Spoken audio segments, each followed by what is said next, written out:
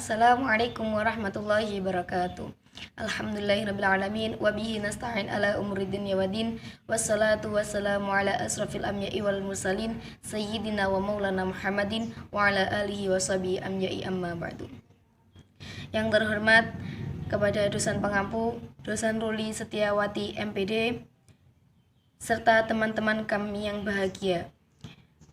Pertama-tama, marilah kita panjatkan puja dan puji syukur kita kehadirat Allah Subhanahu wa taala yang beliau memberikan kita rahmat, taufik, hidayah serta inayah kepada kita semua sehingga kita dapat berkumpul pada pagi hari ini walaupun dengan via online. Semoga acara presentasi pada hari ini berjalan dengan lancar. Kedua kalinya, sholawat serta salam tetap tercurah limpahkan kepada junjungan kita Nabi Agung Muhammad SAW, yang mana beliaulah yang telah membawa kita dari zaman kegelapan menuju zaman yang terang benderang seperti yang kita rasakan saat ini. Dan semoga kita mendapatkan syafaatnya min yaumi hadza ila yaumil qiyamah. Di sini saya sebagai moderator sekaligus pemateri pertama. Sebelumnya perkenalkan, nama saya Putri Baitul Janah. Dan saya dengan teman-teman Muhammad Asror, Muhammad Suluhi, Mbak Nilatul Khairiyah, Mas Rizky Alif Fauzi akan membawakan presentasi dengan materi pembuatan keputusan dalam manajemen. Oke, langsung saja ya. Materi yang pertama, apa itu pengertian pengambilan keputusan? Pengertian pengambilan keputusan. Pengambilan keputusan adalah melakukan penilaian dan menjatuhkan pilihan. Sebelum pilihan dijatuhkan, ada beberapa tahap yang mungkin akan dilakukan. Pembuatan keputusan. Tahap tersebut bisa saja meliputi identifikasi masalah utama, menyusun alternatif yang akan dipilih, dan sampai pada pengambilan keputusan yang terbaik. Secara umum, pengertian pengambilan keputusan telah dikemukakan oleh banyak ahli. Di antaranya adalah G.R. Terry yang mengemukakan bahwa pengambilan keputusan adalah sebagai pilihan yang didasarkan kriteria tertentu atas dua atau lebih alternatif yang mungkin. Yang kedua, Claude George Jr. mengatakan proses pengambilan keputusan itu dikerjakan oleh kebanyakan manajer berupa suatu kesadaran, kegiatan pemikiran yang termasuk pertimbangan, penilaian, dan pemilihan di antara sejumlah alternatif.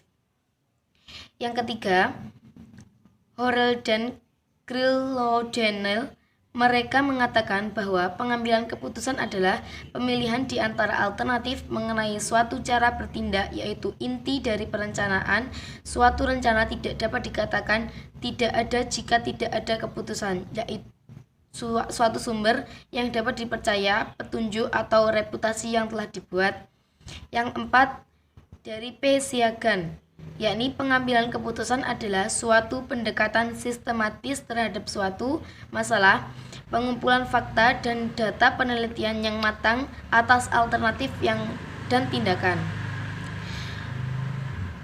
Terima kasih, itu tadi dari materi yang pertama. Yaitu yang materi kedua, yakni tujuan pengambilan keputusan yang akan disampaikan oleh teman kita Asror. Terima kasih. Assalamualaikum warahmatullahi wabarakatuh. Saya akan melanjutkan materi dari teman kelompok saya, yaitu materi yang kedua, fungsi dan tujuan pengambilan keputusan. 1.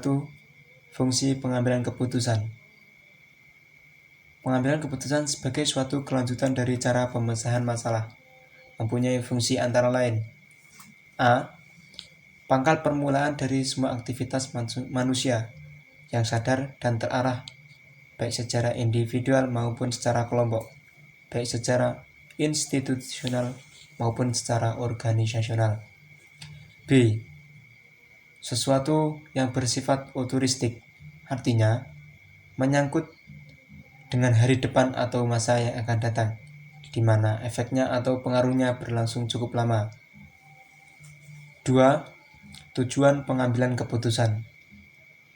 Kegiatan-kegiatan yang dilakukan dalam organisasi itu dimaksudkan untuk mencapai tujuan organisasi, yang dimana diinginkan semua kegiatan itu dapat berjalan lancar dan tujuan dapat dicapai dengan mudah dan efisien. Namun, kerap kali terjadi hambatan-hambatan dalam melaksanakan kegiatan. Ini merupakan masalah yang harus dipecahkan oleh pimpinan organisasi. Pengambilan keputusan inilah yang dimaksudkan untuk memecahkan masalah tersebut. Sekian materi dari saya. Akhirnya wassalamualaikum warahmatullahi wabarakatuh. Menurut Simon, fase-fase dalam proses pengambilan keputusan pada mulanya hanya ada 3, yaitu fase inteligensi, 2 fase desain, 3 fase pilihan. Namun kemudian Simon kembali menambahkan sebuah fase dalam proses pengambilan keputusan, yaitu fase implementasi. Penambahan tersebut ternyata belum berakhir karena kemudian Simon kembali menambahkan satu fase dalam pengambilan keputusan, sehingga secara keseluruhan ada 5 fase, yaitu yang pertama 1 fase inteligensi, 2 fase desain, 3 fase pilihan, 4 fase implementasi, dan kelima fase monitoring. Fase inteligensi. Pengambilan keputusan meliputi pemindaian atau scanning lingkungan. Inteligensi mencakup berbagai aktivitas yang menekankan identifikasi situasi atau peluang-peluang masalah. Fase inteligensi dimulai dengan identifikasi terhadap tujuan dan sasaran organisasi yang berkaitan dengan isu yang terkait dan menentukan apakah tujuan tersebut telah terpenuhi.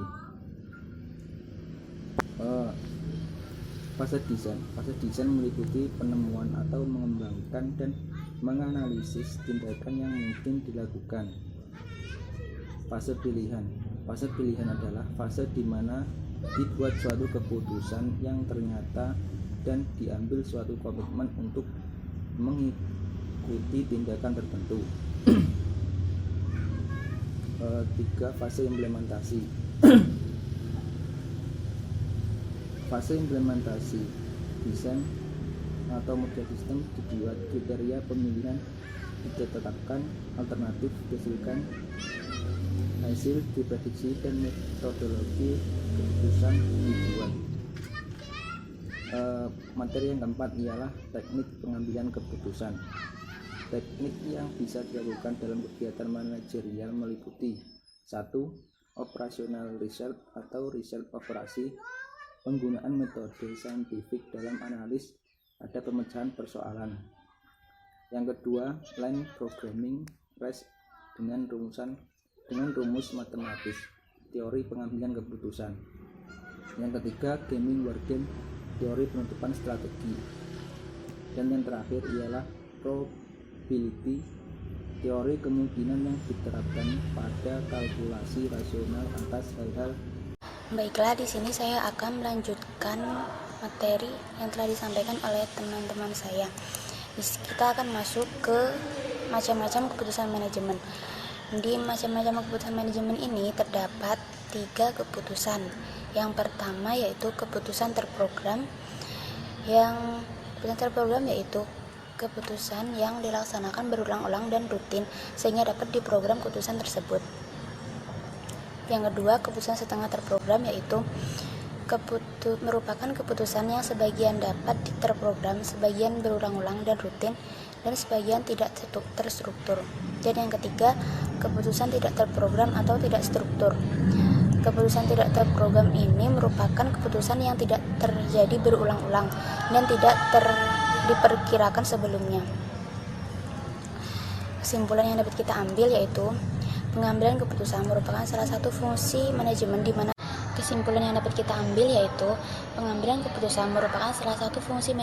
mana pihak terkait melakukan pertimbangan dan menjatuhkan pilihan yang meliputi merumuskan masalah, menganalisa masalah, menentukan dan mengembangkan alternatif, mengembalikan tindakan berdasarkan hasil pertimbangan dan melakukan evaluasi.